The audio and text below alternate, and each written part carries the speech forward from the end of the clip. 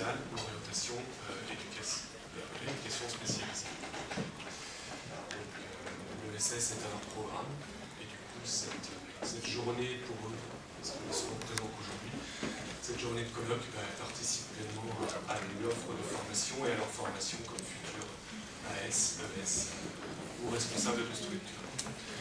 Alors, tandis que tout le monde s'installe, je ne vais pas prendre la parole trop longuement, simplement présenter brièvement les personnes présentes sur cette estrade avec nous aujourd'hui.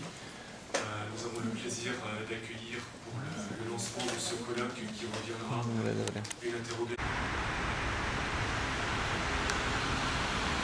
Comment digérer votre déjeuner? Et bon, merci pour votre participation. Il n'y aura pas de clôture du colloque, mis à part cette dernière et ultime séance. Alors, séance un peu particulière, puisque nous avions au départ 2 ateliers. Bon, je ne vais pas tout reprendre dans l'historique. On va excuser notre collègue marocain, M. Saïd Boujrouf, qui devait être avec nous en Skype et qui, pour des raisons personnelles, familiales, ne pourra pas être disponible aujourd'hui. Pour le coup, on a donc regroupé les 2 ateliers en un seul. Et on va débuter par la communication de M. Martinez. Alors, juste une précision qui est une évidence, mais je tiens à la rappeler. Nous avons affaire ici à 3 collègues qui nous viennent d'Espagne pour parler du Maroc, de Bulgarie, de Roumanie, et qui tous 3 vont faire l'effort de nous parler en français. Donc, grand merci à vous pour cet effort et pour cette énergie que vous pouvez mettre à communiquer avec nous aujourd'hui. Donc je vous propose que l'on lance de suite les communications. On se donne à peu près une 30aine de minutes pour chacun, et puis un petit jeu de questions, peut-être suite à chacune des communications, parce qu'elles sont quand même un peu distinctes les unes des autres. Puis si on a le temps à la fin, bien, on reprendra un débat global, tous ensemble. Voilà, merci. Là. Bien.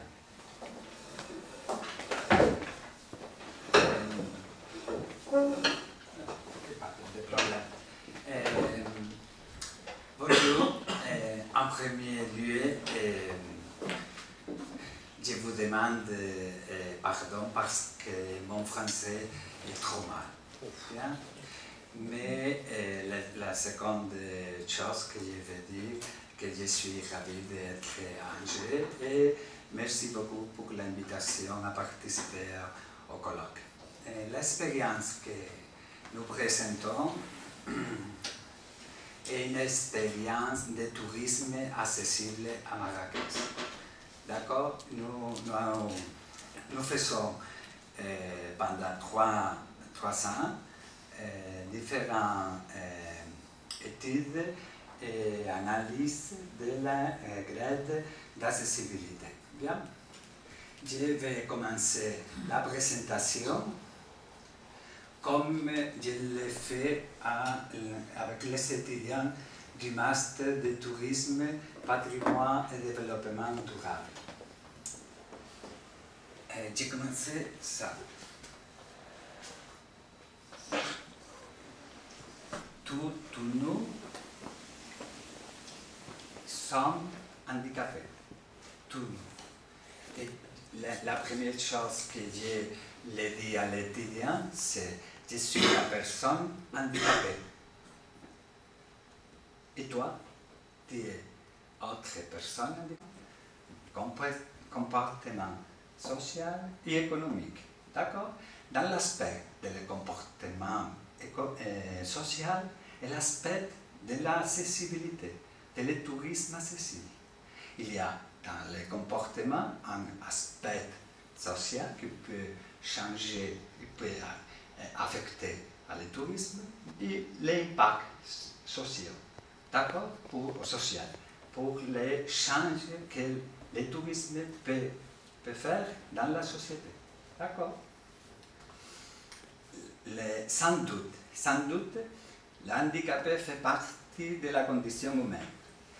Nous serons handicapés dans quelques moments de notre vie, sans doute. D'accord? La personne enceinte, la femme enceinte, par exemple, ou le père avec les petits-enfants qui les cochetitos. Qui poussent. D'accord? Bien. Ou si un problème de maladie momentanément. D'accord? Dans un moment, j'ai une maladie et je dois porter des véhicules, par exemple. D'accord? Chacun d'entre nous sera inévitablement touché par tous les handicaps, les moteurs, les visuels, l'auditif ou les cognitifs. D'accord, sans doute. Si nous devons les droits, nous avons les droits de profiter d'un espace naturel, ou de profiter d'un monument historique, ou de profiter d'une promenade pour la ville. Nous avons le droit de faire les promenades dans les mêmes conditions que quelqu'un autre personne. D'accord? Il y a un principe où nous pouvons définir l'accessibilité comme l'ensemble de la caractéristique d'infrastructure, l'urbanisme, les bâtiments, l'édifice, l'établissement, l'installation, les transports ou les communications qui permettent à n'importe quelle personne son utilisation et jouissant dans des conditions de sécurité et d'autonomie. Attention, de sécurité et d'autonomie, comme quelqu'un d'autre. D'accord? Nous avons le droit de pouvoir profiter des parcours que les personnes handicapées augmentent le nombre de touristes et que le tourisme pour tout est un élément essentiel du tourisme responsable. D'accord? Et c'est là nous faisons que 25 élèves sont acteurs de l'avenir du tourisme à Marrakech, sont consciencieux dans l'accessibilité. D'accord? Et rapidement, deux minutes. La seconde expérience, les RIA. Les RIA sont petites maisons dans la Médina de Marrakech. Les petites maisons avec un patio végétable avec une décoration marocaine. Je peux dire que excessivement de décoration marocaine. D'accord? Et nous voulons faire l'étude si les RIA de Marrakech sont accessibles ou non sont accessibles. In échange, nous faisons les fiches techniques que vous avez pour chercher. Et dans les fiches LRIE, il y a une question que je crois que c'est très intéressant, qui dit nationalité des propriétaires. D'accord? Dans la solution, comme je n'ai pas de temps, dans les résultats de l'étude dit que les 75% sont européens, les 20% sont marocains. D'accord? C'est un date très important parce que les propriétaires européens sont sensibilisés avec l'accessibilité des personnes handicapées. La normative européenne, c'est une normative triste. Mais quand je suis le propriétaire d'un client marocain, il n'y a pas d'accessibilité. D'accord. Nous avons fait l'étude dans l'année 2015. Et la classification sont maisons dotées de première ou de seconde catégorie. Au fin de l'année 2015, la normative marocaine a changé. Il y a exclusivement une catégorie de RIA. D'accord? Il y a une maison caractérisée par une architecture et une décoration traditionnelle marocaine qui offre un service d'hébergement et accessoirement des services de restauration et animation. Depuis le 2015, le fin 2015, il y a une spécialité spécifique de RIA. D'accord? Selon la délégation territoriale de tourisme, il y a 1000 RIA à Marrakech. D'accord? mais nous avons étudié la liste officielle, Andalusia ou Madrid. D'accord. Nous pensons et nous faisons la proposte d'adapter ou faire l'harmonisation technique avec la norme ISO 21542. D'accord. C'est l'étudiant de l'année 2015. D'accord. Et dans l'année 2016, si est-ce que nous pouvons faire une activité intercalaire, l'année prochaine, nous présentons l'étude que nous avons faite de l'hôtel de 100 étoiles. Je n'ai pas tous les résultats, mais la première impression quand j'ai vu les résultats est que les hôtels de 100 étoiles sont adaptés, mais non pas pour une concession universelle, pour les dessins universels du projet de grand hôtel, non, pour que les clients demandent l'accessibilité, parce qu'il y a beaucoup de rampes à voir, beaucoup d'aides techniques. C'est la demande des touristes. Les touristes de l'hôtel de 100 étoiles, les touristes plus âgés, des personnes âgées. Je crois qu'ils demandent l'accessibilité. D'accord. Et la dernière réflexion, une personne handicapée dans un aménagement accessible et une personne valide. Et l'inversement, une personne valide dans un aménagement non accessible et une personne handicapée. Dans chaque cas, l'handicap peut être supprimé par un aménagement adapté. Sans doute, l'architecture crée ou supprime les handicaps, mais surtout, la société crée ou supprime les handicaps. La photo, c'est les étudiants de Marrakech, de le master de tourisme, patrimoine et développement durable, que pendant l'entretien, ils ont trouvé des touristes marocains en fauteuil roulant. Bien, et il y avait une connexion directe et les étudiants ont compris parfaitement la situation, les droits à la jouissance de la Médina de Marrakech dans la même condition que tout le monde. Merci beaucoup.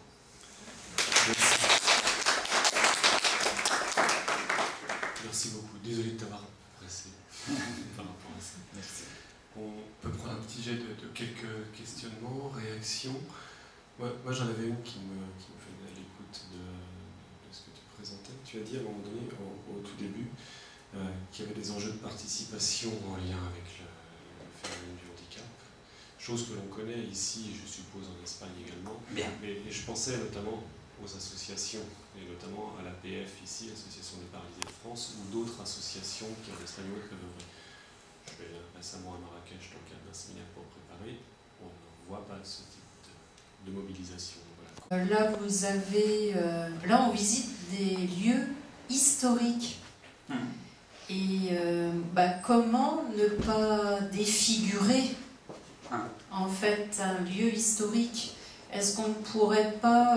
parce que moi, je transposais avec notre château d'Angers et le pont-levis. Comment faire? Est-ce qu'on ne pourrait pas envisager des espaces dédiés donc, à certains avec des visites virtuelles? Parce que je suppose qu'aussi c'est fatigant pour eux de se déplacer. Vous voyez ce que je veux dire?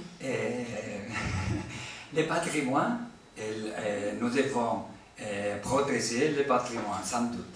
Le patrimoine est là, sans doute, d'accord? Mais, par exemple, l'Alhambra de Grenade, il y a une étude qui dit que 70% des monuments arabes peut être accessible. les 20% peut être accessible avec aide. Les 10% ne peut pas être accessible. Bien, mais les 70, nous devons faire accessible. À Marrakech, les étudiants ont dit, mais dans les palais, elle va dire, il est impossible de faire l'adaptation verticale. Bien, mais je l'ai dit. Ah, vous étudions-nous. Nous voulons un lieu, un endroit que nous pouvons faire, par exemple, à côté des monuments, faire un ascenseur en vitre, comme pour la vision de la cité, de la ville, et pour faire la communication verticale. Il y a une expérience à les musées, à les palais, chacun à Grenade, il y a un ascenseur en vitre, comme pour faire la communication, pour faire la visite, pour regarder les monuments aussi. Il y a des possibilités, mais il y a les monuments ici. Mais nous pouvons faire une rampe à voie, avec indépendance des monuments. Les monuments ici, les mêmes monuments pour notre fille, d'accord, et pour l'avenir, d'accord. Mais les monuments peuvent faire adapter sans interférer dans les propres monuments. Tu as compris? Merci. Peut-être une dernière question, puis on passera ensuite à la question suivante. Merci. Vas-y, Valérie.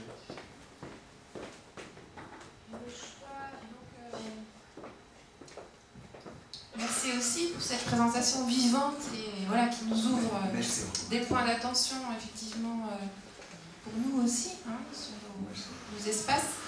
Moi, ma question, c'est que donc, vous n'avez pas été choisi au hasard, j'imagine, vous qui venez de Grenade, donc avec l'Alhambra, pour donc, des palais qui ne sont pas similaires, mais proches en tout cas à Marrakech. Donc, il y a aussi la dimension que vous initiez là, en faisant ces études, mais comment vous-même, finalement, en Espagne, quelles ont été les étapes, on va dire, par exemple, en prenant l'exemple de Grenade, pour aboutir justement à l'accès, un accès voilà, le plus développé possible, et quelle serait, à ton avis, celle à venir, en fait, à Marrakech, pour que ça se fasse, sachant que la Médina, ou comme dans les quartiers de Grenade encore, c'est compliqué aussi pour les personnes handicapées d'y accéder du fait de la structure elle-même des quartiers. Donc comment tu vois ça et à l'avenir? Bien. À Grenade, par exemple, il y a un plan de mobilité locale, d'accord, qui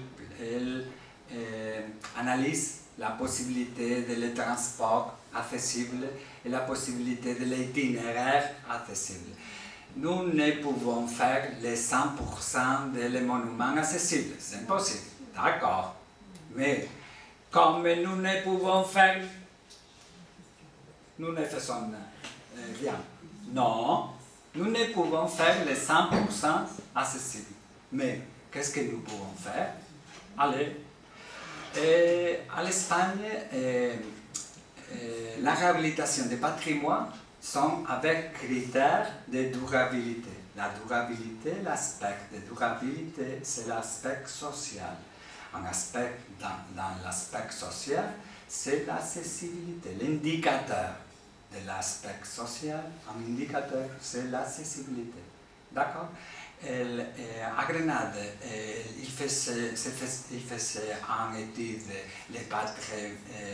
l'organisation Patronato de l'Alhambra, fait en étude avec un architecte Rovira, architecte très important, et architecte qui est en fauteuil roulant. Il est un architecte spécialisé en l'accessibilité. Il fait une étude. Et peu à peu, nous pouvons faire des aspects pour améliorer, seulement améliorer. À Marrakech, le problème que j'ai vu, c'est un problème, en premier, social, de la société. D'accord? Et je crois que nous devons attirer parallèlement la société et l'urbanisme, les bâtiments, l'établissement. Il y a barrières architecturales et barrières sociales. À Maroc, dans un moment, je crois que nous devons attirer dans la société. De l'étude que nous avons faite, le plus important n'est pas les résultats, les conclusions. Non, tu n'étais qui. Comment ça dit? Non t'équivoques. Non t'équivoques. Tu n'es. Concerne pas. Tu n'étais. Parce que l'important de l'étude est que 25 étudiants qui seront les acteurs de l'avenir sont consciencieux pour l'accessibilité, pour le tourisme, pour le tourisme accessible. Je crois que c'est l'important de l'actuation. Les 90%, 90%, non. Là, les étudiants, 25 étudiants, sont consciencieux qu'il est nécessaire la lutte pour l'accessibilité, la lutte pour la légalité. D'accord? J'ai juste une dernière remarque, c'est que les 4 impératifs que vous avez évoqués qui conduisent à améliorer l'accessibilité sur les lieux touristiques, par exemple dans un lieu comme celui où on est, une université, l'impératif économique...